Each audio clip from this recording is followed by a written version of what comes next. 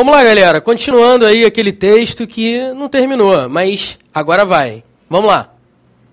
Continuando, não sei se você se lembra, nós estávamos aqui. Olha como já está sangrando o texto. Falamos sobre o segundo parágrafo, que é esse que eu estou falando agora. Esse segundo parágrafo é a argumentação do texto.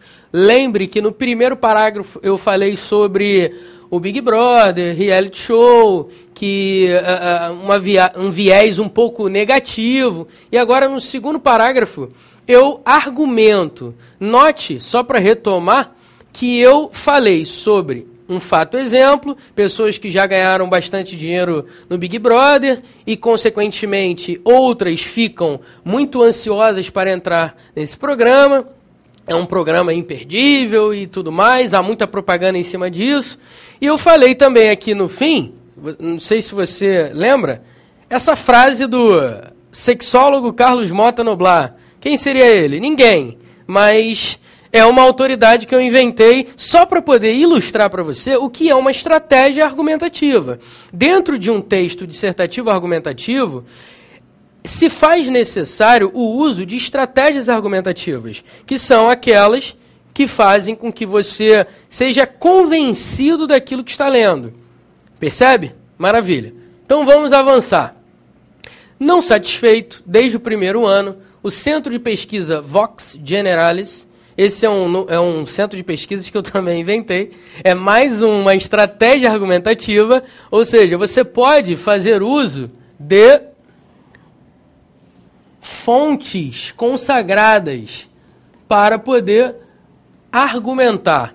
Por exemplo, quando você lê um texto, e nesse texto você tem, por exemplo, a revista Veja, a revista Época, a revista Isto É, enfim, Jornal do Brasil, Globo, qualquer tipo de fonte consagrada, pode ser até mesmo uma revista lá de fora, como Nature, enfim, qualquer tipo de publicação ou mídia que tenha fama, que seja consagrada no mercado, dentro de nossa sociedade, a gente pode utilizar como um recurso argumentativo, como estratégia argumentativa. Observe como é que eu vou fazer isso.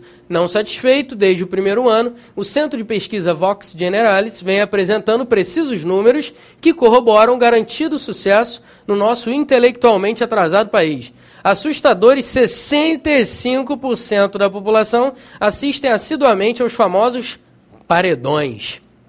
Note que o cara que criou esse texto, ele está sendo bem engajado, bem radical em colocar as suas opiniões. Agora vamos notar aqui o pronome relativo. Eu já falei de pronome relativo algumas vezes, né? E vou continuar falando até você entender. Note que esse aqui é um pronome relativo, pois ele retoma a ideia anterior. Observe, vem apresentando precisos números que corroboram o garantido sucesso. O que corrobora o garantido sucesso? São os precisos números. Então, esse aqui retoma um termo anterior, ele tem valor anafórico, pois ele faz referência, substitui uma ideia anterior. Ok? Continuando. Que corroboram o garantido sucesso no nosso intelectualmente atrasado país. Observe, eu não sei se você se lembra, que eu coloquei lá na aula de tipologia textual, quando eu falava sobre dissertação argumentativa, no último tópico estava escrito a palavra modalização. O que seria a modalização? Eu lembro de ter comentado com você que a modalização é quando você utiliza um termo para exprimir, para expressar um ponto de vista sobre alguma coisa. Beleza? Então vamos lá. O nosso país é um país atrasado ou é o ponto de vista da pessoa que está falando aqui no texto? É um ponto de vista?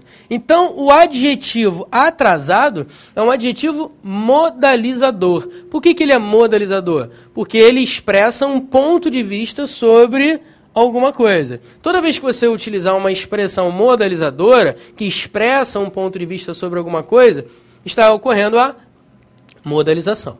Note agora uma outra estratégia argumentativa. Já falei sobre fontes, já falei sobre fato exemplo no parágrafo anterior, e agora eu vou falar sobre, olha aí, ó, dados estatísticos. Os dados estatísticos são usados também como estratégias argumentativas. Por quê? Muito simples. Todo e qualquer tipo de estratégia argumentativa serve para persuadir, convencer o leitor do que está sendo falado. E números, como a gente sabe, números não mentem. Lá está a verdade. Então, aqui, 65% dados estatísticos corroboram a minha tese. Que tese? De que esse programa realmente é nocivo. E quem vê esse tipo de programa é o povão, pessoas intelectualmente atrasadas e tudo mais. Olha como o autor está engajado. Ele é bem pesado na sua argumentação. E ele prova com argumentos convincentes a tese dele. Ele poderia estar falando bem do Big Brother, mas ele não quer. Ele quer falar mal, ele quer falar realmente mal. Continuando. Dá para acreditar como a cultura da futilidade é tão popular? Assim como Chacrinha era um estouro na audiência nos anos 80, o novo Chacrinha ressurge com nova roupagem, atraindo os olhares alheios para mulheres seminuas. Quiçá Nuinhas da Silva. Olha para cá. O assim como é uma expressão que faz uma comparação entre o Chacrinha e o novo Chacrinha. O que seria o novo Chacrinha? Bem, já que o tema do texto é o Big Brother, o novo Chacrinha seria o Big Brother, consequentemente. Note que interessante, eu usei essa expressão, o novo Chacrinha, para fazer referência a Big Brother. Nós temos aqui uma expressão substantiva que faz referência a Big Brother. É um elemento coesivo referencial. Continuando, ainda nos resta alguma dúvida de que tal reality show vai perpetuar-se, agora ficou bonito, ao longo de bons anos pela frente? Percebe essa pergunta? Essa pergunta é interessante. Olha, não cai muito questão disso em prova, mas vai que. Então eu quero comentar sobre essa pergunta. Essa pergunta é chamada de pergunta retórica. O que seria uma pergunta retórica? É quando você faz uma pergunta sem que você queira ou sem que se espere uma resposta a essa pergunta. É uma pergunta que já traz embutida uma resposta. Note de novo. Ainda nos resta alguma dúvida de que tal reality show vai perpetuar-se ao longo de bons anos pela frente? Em outras palavras, o que está escrito nessa pergunta é: não há dúvidas de que tal reality show vai perpetuar-se ao longo de bons anos pela frente. Não há dúvida nenhuma. Então é uma pergunta retórica, uma pergunta que não exige resposta. Vai fazer você refletir e, consequentemente, já está embutida a resposta nela. Pasmem, há um contrato deste câncer até 2014. Olha como o cara é pesado. Aqui foi usada uma figura de linguagem para comparar esse tipo de programa a uma doença até 2014. Olha aí. Note que esse engajamento é encontrado em muitos textos, tá certo? Esse texto aqui, ele é de fato muito engajado. Até porque, quando você defende uma tese em que você acredita firmemente, você procura usar o quê? Usar argumentos convincentes, realmente engajados, para que a pessoa seja convencida daquilo que você diz. Beleza? Note que eu estou analisando um texto. Como é que se analisa um texto? A gente analisa percebendo se, vamos lá, tipologia textual, se ele é narrativo, descritivo ou dissertativo. Dissertativo argumentativo ou expositivo. Nesse caso, eu sei que a dissertação é argumentativa porque eu estou defendendo um ponto de vista de maneira bem engajada para convencer o meu interlocutor, a pessoa que está me ouvindo ou lendo. Ok? Mais alguma coisa. Como é que eu posso analisar um texto dissertativo argumentativo, que cai muito em prova? Eu analiso observando cuidadosamente cada parte. Eu tenho que perceber qual é a tese do texto, o que está sendo defendido no texto, ou o que está sendo acusado no texto. Eu tenho que perceber qual é o tópico frasal, tenho que perceber as estratégias argumentativas e não posso deixar de notar os elementos coesivos, que estão em vermelho, eles cumprem um importante papel para que você entenda bem o texto, ok? Vamos lá para o próximo parágrafo. O próximo parágrafo diz assim: olha aquela expressão que eu te falei agora há pouco, por outro lado. Por outro lado é uma expressão que dá aquela ideia de contraposição. Lembra que eu falei disso na última aula? Então olha aí, ó. Por outro lado, quem não gosta de dar uma espiadinha, como diz Bial? Todo mundo, né? Todo mundo gosta de dar aquela espiadinha. Ou não.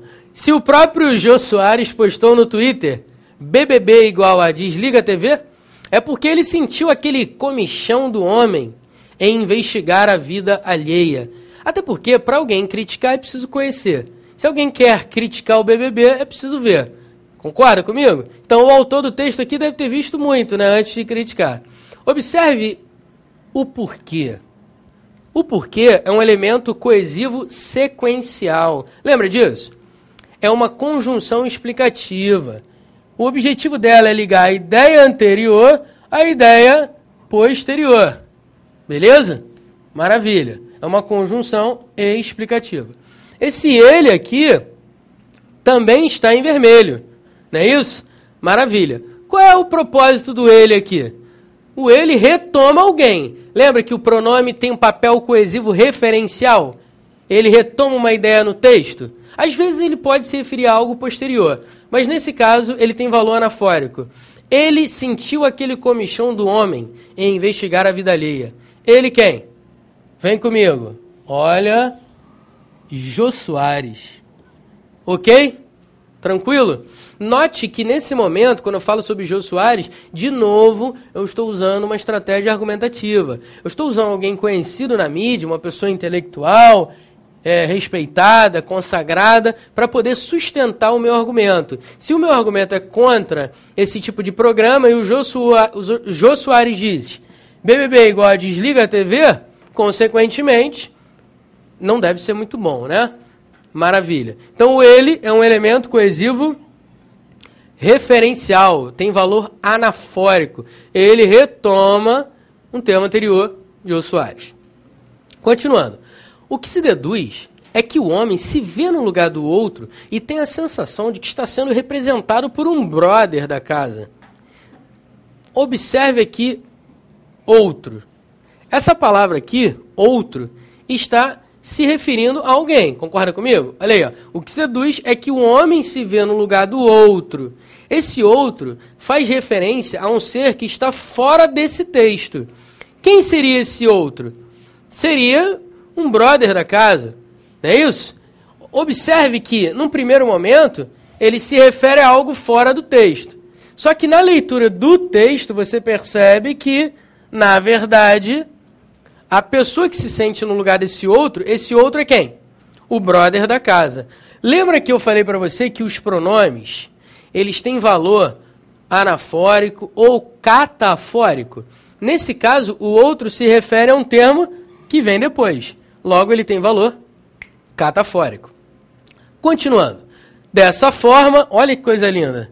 O dessa forma é uma expressão que conclui. Portanto, eu posso dizer que essa expressão é uma expressão conclusiva. Note o interessante. O dessa forma conecta toda a ideia anterior à ideia que vem a seguir. Afinal de contas, nós estamos concluindo. Fique atento a esses elementos coesivos. Os conectivos, as conjunções, as expressões que conectam ideias do texto são muito importantes. Em qualquer tipo de prova, ok? Daqui a pouco eu vou falar mais sobre isso. Quais provas trabalham bastante os elementos coesivos. Vou fazer um resumo bonito no fim do vídeo. Vamos lá. Dessa forma, a indústria do espetáculo vem recrutando os ingênuos telespectadores, que se submetem às mais patéticas situações para gravarem seus DVDs e concorrerem a uma vaga no programa. Vamos lá. A indústria do espetáculo vem recrutando os ingênuos telespectadores que se submetem às mais patéticas situações. Olha aí, os caras se submetem com que finalidade? Com a finalidade de, olha aí, ó, para. O para é uma preposição que indica finalidade, normalmente. Na sua prova, 90% ou mais de chance o para indicar finalidade. Fique atento a isso. Para gravar em seus DVDs, olha aí os seus. Esse pronome faz referência a quem? Aqui atrás, olha. A indústria do espetáculo vem recrutando os ingênuos telespectadores que se submetem às mais patéticas situações para gravarem seus DVDs. DVDs de quem? Desses ingênuos telespectadores. Os DVDs deles. Ok? E concorrerem a uma vaga no programa. Observe a palavra programa. Se eu coloco aqui BBB, ia ficar meio repetitivo, porque um pouco atrás no texto já aparece BBB. Aí o que eu faço? Eu utilizo a palavra programa, que é um substantivo, para substituir, fazer referência a BBB. Tranquilo?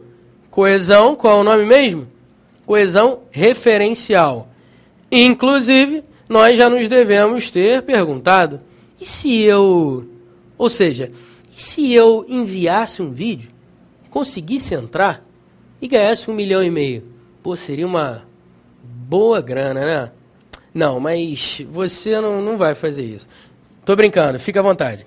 Inclusive, é uma expressão que dá a ideia, como o próprio nome sugere, de inclusão. O inclusive dá uma ideia de inclusão barra adição. Observe que eu comento algo anterior ao inclusive e coloco o inclusive para poder adicionar uma nova ideia, ok? Também é um elemento coesivo, que conecta a ideia anterior à posterior. Pessoal, vamos fechar o caixão agora, hein? Parágrafo de conclusão. De qualquer modo, portanto, observe só, o de qualquer modo faz referência ao parágrafo anterior. Lembra que eu comentei que, normalmente na redação, você utiliza termos para fazer conexão entre os parágrafos? Porque às vezes a gente pensa que a conexão só existe entre os termos, entre as orações. Não é verdade.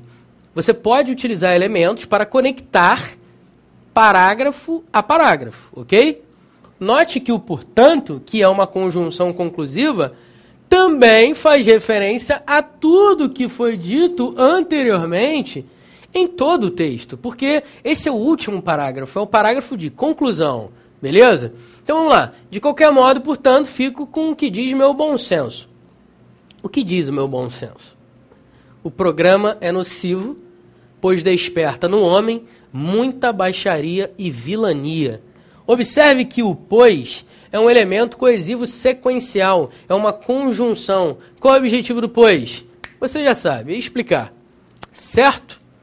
E o autor continua engajado, né? Afinal de contas, se o texto inteiro ele passou engajado, na conclusão, será que ele ia fazer diferente? Será que ele ia falar bem do Big Brother? Se ele falasse bem do Big Brother no último parágrafo, nós teríamos o quê? Incoesão ou incoerência? Incoerência, não é isso que você pensou?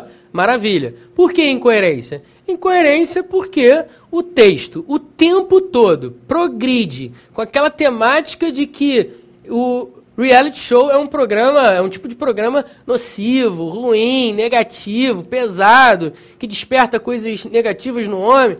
Aí no último parágrafo, agora eu vou falar bem do Big Brother. Não posso fazer isso, porque aí o texto fica desarmonioso, sem sentido, incoerente. Ok? Vamos lá. E isso não é falso moralismo. O que seria o isso, hein? O isso é um pronome de valor coesivo referencial. Ele retoma uma ideia anterior. O isso retoma essa ideia anterior. Ou seja, de que esse programa desperta no homem baixaria e vilania. E isso não é falso moralismo? Não obstante, já ouviu falar no não obstante? É uma expressão bonita, né? Que a gente não escuta no dia a dia, mas você encontra no texto da sua prova. Por que eu encontro, Pestana? Ué, meu amigo, o cara faz uma prova em que precisa haver uma triagem. Os melhores conseguem passar e os que ainda não estão preparados vão tentar a próxima oportunidade. O não obstante não é muito comum na fala. Na escrita, o cara coloca justamente para dificultar a sua vida. Então, eu já vou antecipar para você. Não obstante é uma expressão que equivale a mas, porém, contudo, todavia, entretanto, no entanto. Resumindo, É uma conjunção adversativa. Conecta a ideia anterior à ideia posterior, trabalhando a relação de oposição, de contraste. Olha aí, ó. E isso não é falso moralismo? Não obstante, é simplesmente patético ver que, com a oscilação da audiência, o diretor tenta de tudo. Olha aí, o que o diretor tenta? Ele tenta de tudo. Apesar de eu não ter destacado tudo em vermelho, eu agora acho que faz sentido eu destacar. Note que esse pronome, tudo, faz referência a tudo o que vem depois. Concorda comigo? Então esse tudo aqui tem valor catafórico, beleza? Maravilha. Tudo que vem a seguir está em vermelho. Olha, paredão quádruplo, com direito a 2 eliminações de uma só vez. Construção de uma casa de vidro no famoso shopping carioca para dar a chance de um dos 5 primeiros eliminados retornarem ao programa. A intervenção de Pedro Bial, coitado, apelando para os participantes curtirem a vida dentro da casa. É por causa desse curtir a vida dentro da casa que aconteceu o que aconteceu agora há pouco, hein? No BBB 12, mas deixa quieto, etc. Por que eu coloquei tudo isso em vermelho? Eu coloquei tudo isso em vermelho para você perceber que todas essas orações, todas essas que estão separadas pelo ponto e vírgula, observe, todas essas expressões separadas pelo ponto e vírgula são expressões semelhantes sintaticamente.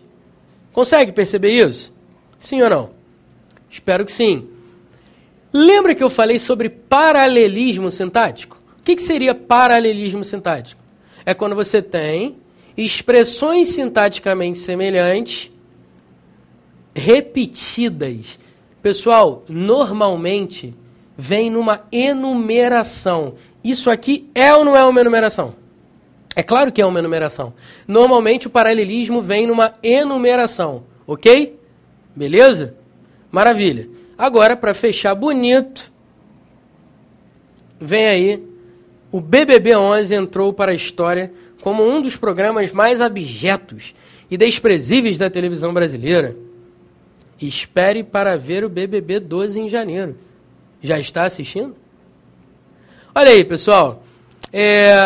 Esse texto, obviamente, é um texto bastante engajado, pesado em certos momentos, porque a tese do autor desse texto é realmente de negativar, de fazer com que esse programa não seja visto. Esse engajamento é todo perfilado por quê? Por argumentos convincentes. Ok? Agora, vem aqui comigo. Pessoal, você deve estar estranhando. Poxa, o Pestana é maluco, né? O Pestana acha o quê? Que vai mudar o mundo falando isso? Na boa? Aqui entre nós? Eu escrevi o texto, mas escrevi pensando do ponto de vista diferente do meu. Porque eu mesmo, de vez em quando, assisto ao Big Brother. Eu não tenho esse problema tanto como o autor do texto. Beleza? Mas isso é para mostrar a você o seguinte: você pode defender uma tese que não seja a sua verdade de maneira tão convincente como a tese de uma pessoa que, por exemplo, foi o autor desse texto. Tudo bem, eu escrevi, mas finge que não sou eu, tá certo? Até porque eu não concordo muito com ele. Ele pode convencer a pessoa da maneira como ele quiser, concordando com aquilo ou não. A minha verdade pode ser defendida com bastante argumentação, mas eu também posso me passar por uma pessoa como essa, que simplesmente quis arreliar esse programa, tá certo? Antes de terminar essa aula, que foi bastante interessante, de coesão e coerência, eu quero falar um negócio com vocês, ok? Então acompanha com atenção o que eu vou falar. As principais bancas de concurso, como por exemplo, vamos lá, Sesgran Rio, ESAF, CESP UNB, FCC, essas bancas costumam trabalhar muito coesão e coerência. Muito. Principalmente conjunção. Principalmente. Outro detalhe. Pronome relativo. Então, se eu fosse você, na boa, se eu estivesse na sua posição, estudando, eu passaria várias vezes esse vídeo para que você fixasse o que é coesão e o que é coerência. Se eu fosse você, por exemplo, eu entraria em alguns sites para você poder fixar com exercícios essas informações. Por exemplo, eu trabalho no EVP e trabalho no Estratégia Concursos. Esses dois sites, que são parceiros, trabalham em cima de exercícios, seja através de videoaulas como material escrito. Eu não estou aqui fazendo jabá, tá certo? Mas estou incentivando você a pegar qualquer tipo de material desses dois sites para você poder exercitar, para você poder enxergar aquilo que, a princípio, é difícil. A língua portuguesa é complicado. É complicado se você não treinar. É complicado se você não exercitar. Por exemplo, primeiro dia na academia. Primeira semana você vai ficar todo dolorido. Ah, vou desistir porque eu estou doloridinho. Não, você não vai fazer isso. Você vai insistir na semana seguinte, vai pegar mais levinho, daqui a pouco o seu músculo começa a acostumar. O cérebro é a mesma coisa. Você precisa se incentivar. Eu estou aqui para isso, obviamente. A aula costuma ser dinâmica, eu costumo dar os bizus, exatamente aquilo que você precisa para acertar uma questão na prova, mas você precisa se incentivar. Você precisa querer e estudar bastante, fixar as informações. Nós estamos aqui para ajudar vocês, beleza? Então, o papel do professor é esse, despertar em você o interesse pelos estudos. Espero que você veja bastante esse vídeo de coesão e coerência, porque esse é o grande barato das provas. Beleza? Tranquilo? Fica aqui a dica, revise as informações e, olha aí, ó, conjunção, pronome relativo, tem que estar no sangue, meu camarada. Safo? Até a próxima, hein, pessoal? Um abraço.